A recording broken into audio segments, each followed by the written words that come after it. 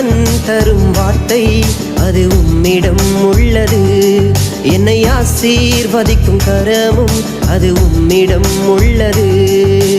ஜீவன் தரும் வார்த்தை அது உம்மிடம் உள்ளது. என்னை ஆசீர்வதிக்கும் கரமும் அது உம்மிடம் உள்ளது.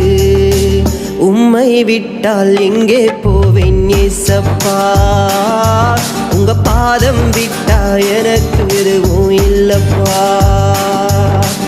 உம்மை விட்டால் எங்கே போவேன் ஏசப்பா, உங்க பாதம் விட்டா எனக்கு எதுவும் இல்லப்பா.